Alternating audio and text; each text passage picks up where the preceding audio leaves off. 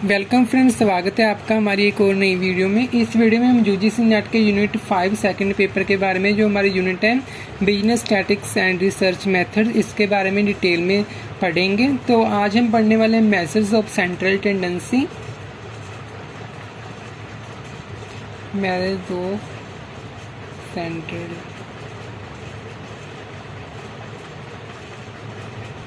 जिसे हम हिंदी में बोलते हैं केंद्रीय प्रवृत्ति के माप, और इंग्लिश में हम बोलते हैं मेथड ऑफ सेंट्रल टेंडेंसी। तो सबसे पहले हम जो हमारे जो मेथड ऑफ सेंट्रल टेंडेंसी होता है कि केंद्रीय प्रवृत्ति के माप वह माप होते हैं जिनका माप केंद्रीय बिंदु के आसपास होता है। जैसे मान लीजिए हमारे पास ये हमारा एक सेंटर है और ये हमारे यहाँ पे है और ये पॉइंट है। तो जो इसका माप है, ये हमारा सेंटर है, जिसकी केंद्रीय प्रवृत्ति के माप, ये मेथड्स ऑफ सेंट्रल टेंडेंसी है। मेथड ऑफ सेंट्रल टेंडेंसी हमारे जेपड़ हैं, जो इसके पॉइंट्स हैं। ये बताता है कि जो सेंटर हमारा है, इसके जो पॉइंट्स हैं मेजर करने के, वो इसके आसपास हैं। तो इसके लिए ये जो पॉइंट्स हैं मेथड ऑफ सेंट्रल टेंडेंसी हैं। तो हम जो सेंट्रल टेंडेंसी है इसको कैसे कैलकुलेट कर सकते हैं? इसके लिए हमारे पास दो मेथड्स होते हैं। एक तो हमारे पास होता है मैथमेटिकल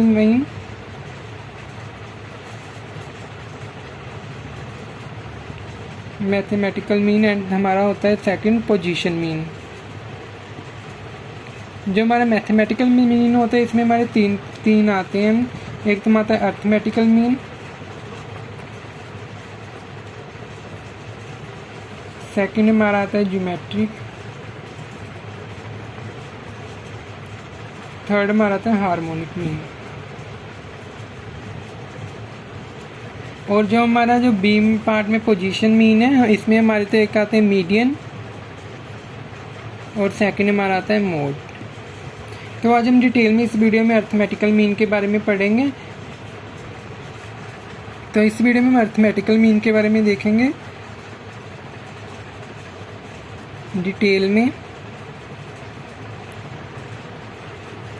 तो सबसे पहले हमारा जो अर्थमेटिकल मीन होता है वो होता क्या है, जो हम एवरेज फाइंड आउट करने के लिए इसे यूज़ करते हैं।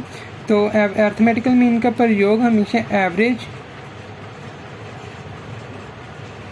निकालने के लिए किया जाता है।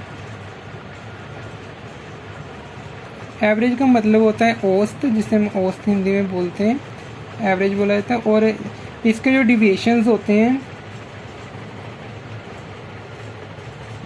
डिविएशन का योग हमेशा 0 होता है।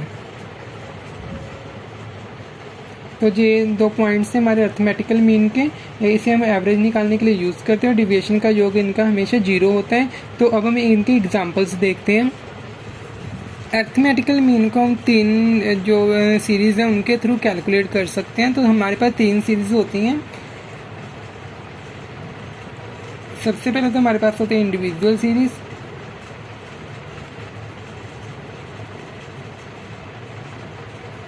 सेकंड हमारे पास होते हैं डिस्क्रीट,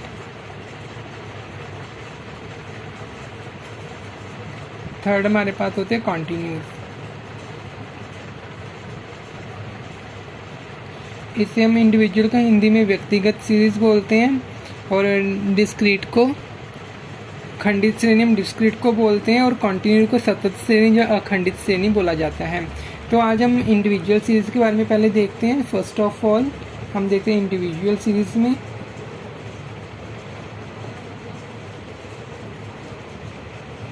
तो ये हमारे एग्जांपल्स हैं। तो सबसे पहले मान लीजिए, अभी इंडिविजुअल सीरीज में पहले जो हम एग्जांपल लेते हैं, इसमें हमारे पास जो एक्स गिवन होता है ओनली, तो इसमें से हमें मीन निकालनी होती है। सबसे पहले हम मान लीजिए हमारे पास एग्जांपल ले लेते हैं। हम एक्स हमारे पास दिया हुआ है 2, 4, 5, 4, 2। मान लीजिए हमारे पास एक्स दिया हुआ, इसमें से हम इंडिविजुअल सीरीज में से मीन निकालनी है। तो मीन निकालने के लिए हम सबसे पहले इसका जो फार्मूला होता है इंडिविजुअल सीरीज़ में, वो होता है ये हमारा मीन का जो साइन है, मीन को हम ऐसे डिनोट करते हैं हमारे स्टैटिक्स में। तो मीन निकालने के लिए हमें sigma x over sigma n। तो हमारे पास जहाँ पे ओनली x दिया हुआ है, और अब हम जहाँ से निकाल लेंगे, सबसे पहले हम इसका टोटल कर लेंगे। जो हमारा जो एक्स दिया हुआ है, मान लीजिए इसका टोटल है वो 17 आ रहा है, तो अभी हम इसमें पुट कर देंगे वैल्यूज़। सिग्मा एक्स हमारा 17 ओवर अभी कितनी वैल्यूज़ हैं, नंबर ऑफ टर्म्स कितने, 1 2 3 4 5, अभी ये 5 है। 17/5 हमारा हो गया 3.4। तो ये हमारा मीन आ गया। ये हमारे इंडिविजुअल सीरीज़ में ऐसे मीन आ गया। अब हम देखते हैं हमारे डिस्क्रीट सीरीज़ में।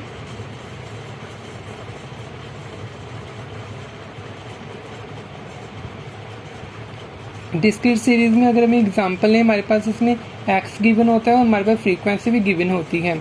तो अब हम जो एक्स है, मान लीजिए हमारे पास एग्जांपल 4 है, 3 है, 2 5 7, जी हमने एक एग्जांपल ले ली और हमारे पास फ्रीक्वेंसी दी हुई है 2 4 1 7 2।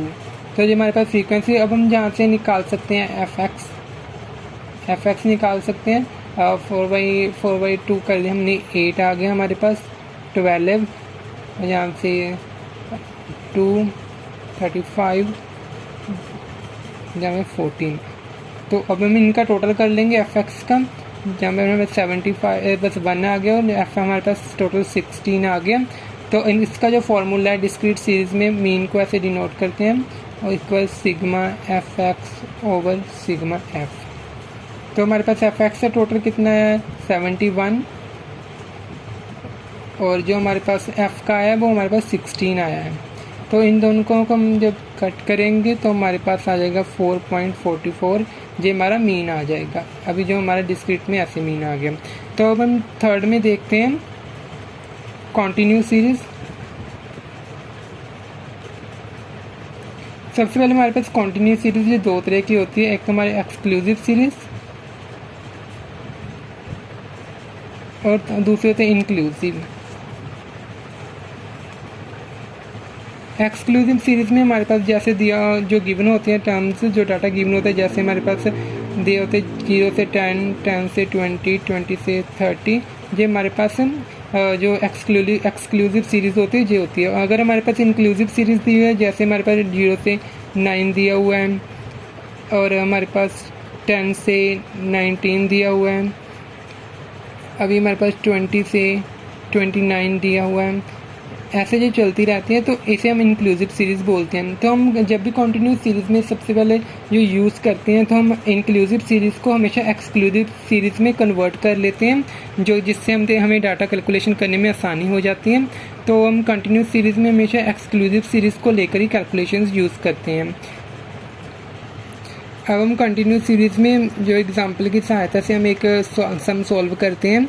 मान लीजिए इसमें हमारे पास दिया होता है, सबसे पहले क्लास इंटरवल दी होती है और फ्रीक्वेंसी गिवन होती है।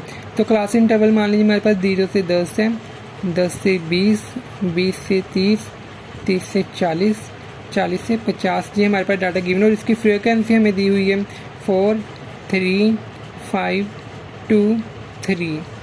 अब हम जहाँ से सबसे पहले मिड वैल्यू निकालते हैं इसमें, जिसे हम MV लिख लेते हैं, मिड वैल्यू निकालने के लिए हम जो हमारे पास जो क्लास इंटरवल गिवन होती है उसकी फर्स्ट वाली टर्म को सेकंड वाली टर्म को दोनों को हम प्लस कर देते हैं, यहाँ पे 10 आ रहा है, और इसे 2 के साथ डिवाइड कर देते हैं। इसकी एवरेज निकाल के हमारे पास मिड वैल्यू आ जाती है।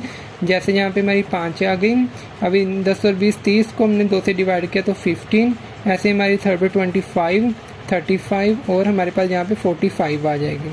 जब हमने मिड वैल्यू निकाल ली, अब हम यहाँ से FM निकाल लेते हैं। फ्रीक्वेंसी को हम जो मिड वैल्यू निकाली उससे मल्टीप्लाई कर देंगे। 5 और 40 हमारा 5 और 4 हमारे 20 आ गया यहाँ से। नेक्स्ट हमारा 45, फिर 125, 70, 135। तब हमारे पास फ्रीक्वेंसी से मिड वैल्यू को मल्टीप्लाई करके अब इसका फॉर्मूला देखते हैं। कंटिन्यूस सीरीज़ में हमारे पास जो फॉर्मूला आता है वो डिस्क्रीट सीरीज़ का जैसा ही होता है, जैसे सिग्मा, इसमें हम FM ले लेते हैं और सिग्मा F ले लेते हैं।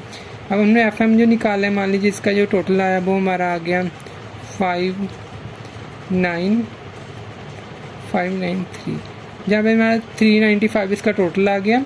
जहाँ पे हम लिख रहे हैं सिग्मा हमारा FM 395 आया हुआ है, और हमारा जो F है ये हमारा आ रहा है 17, तो इसको 17 लिख लेते हैं। अब इसको हम जब कट करेंगे तो 23.5 24 हमारा आ जाएगा। तो ये हमारा कंटिन्यूस सीरीज से जो मीन निकल गया।